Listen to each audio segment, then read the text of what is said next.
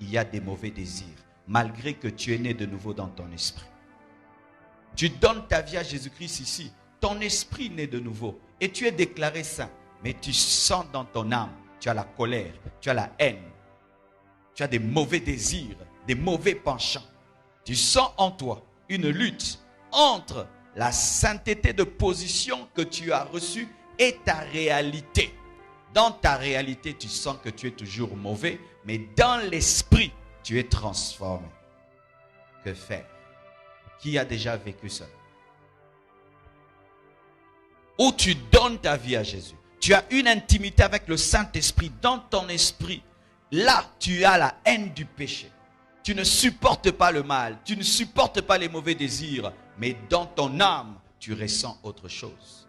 C'est là maintenant que tu as besoin de la deuxième sainteté, qu'on appelle la sainteté pratique. C'est la sainteté qui touche l'âme et qui touche le corps, mais qui ne touche pas l'esprit, parce que l'esprit a déjà la première sainteté, la sainteté parfaite, la sainteté par la nouvelle naissance, la sainteté par la foi, la sainteté par la position en Christ qui te déclare saint.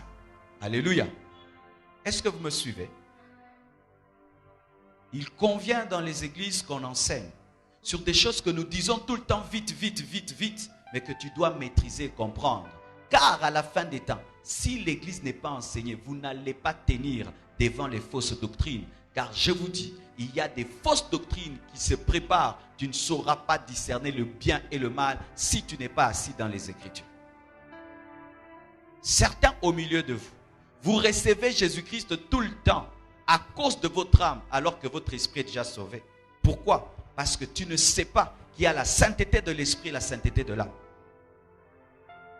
Par la sainteté de l'esprit, par la nouvelle naissance, tu es enfant de Dieu.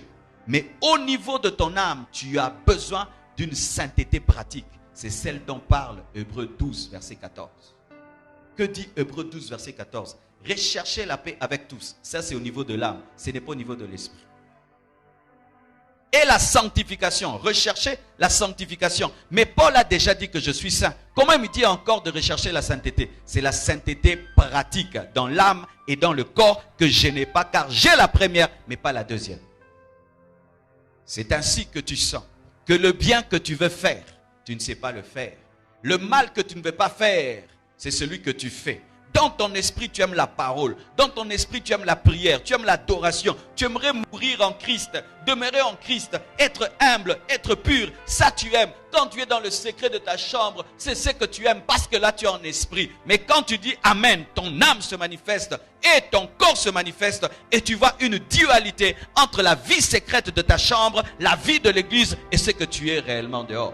Dois-tu encore recevoir Jésus? Non, tu as déjà Jésus. Mais tu dois permettre à ce qui est dans l'esprit d'entrer dans l'âme et de toucher le corps et sortir. Alléluia. Je sens, j'entends quelqu'un dire comment? Comment? Et c'est là que je parlerai un tout petit peu. La sainteté pratique. La Bible dit, recherchez la paix avec tous.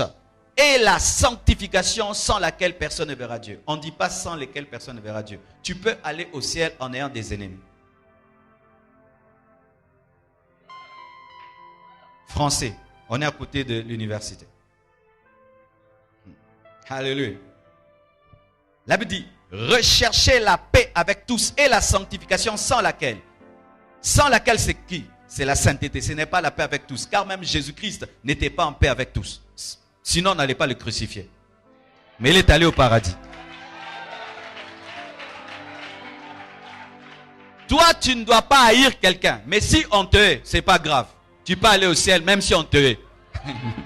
Tu peux aller au ciel même si on te crucifie. Alléluia. Mais toi, tu ne dois pas haïr. C'est pourquoi Jésus a dit, Père, pardonne-leur car ils ne savent pas ce qu'ils font. Mais eux, ils le haïssaient. Mais lui, ne les haïssait pas. Et il est allé au ciel.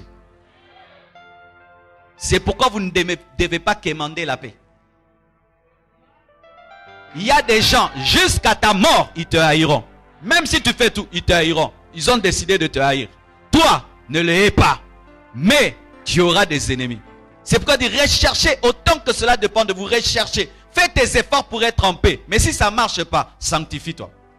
Car c'est ce qui fera que tu verras Dieu. Alléluia. Maintenant, que faire pour ce que j'ai reçu par la foi, je puisse le vivre dans mon âme et je puisse le vivre dans mon corps. Voici. Ce qui commence par la foi continue par la foi. Ton problème, le voici. Tu as reçu la sainteté dans l'esprit par la foi, mais pour vivre la sainteté dans l'âme, tu crois que c'est par les œuvres. C'est ça ton problème. Tu ne continues pas comme ça a commencé. Donne-moi la main que je te parle. Non, je bénis Dieu. J'ai compris ceci, mes frères. Plus tu comprendras la Bible, plus la Bible deviendra facile. Quand tu vois quelqu'un, plus il comprend la Bible, plus que ça devient compliqué, il ne la comprend plus. Car le bon professeur, même si c'est un grand professeur de philosophie et de mathématiques, finit par faire que les gens puissent avoir 10 sur 10 à ses interros.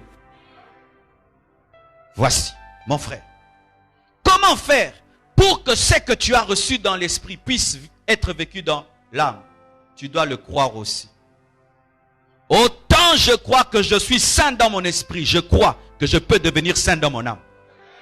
Car je n'ai aucune force pour me transformer moi-même. Je n'ai aucune puissance pour me changer moi-même. Alléluia. Je n'ai aucune force pour me changer moi-même. Aucune puissance pour me changer moi-même. Et comme je n'ai aucune force, je dois avoir la foi en celui qui a toute la force. Ton problème de péché demeure. Ce n'est pas d'abord parce que tu as un problème de volonté. Tu as un problème de foi.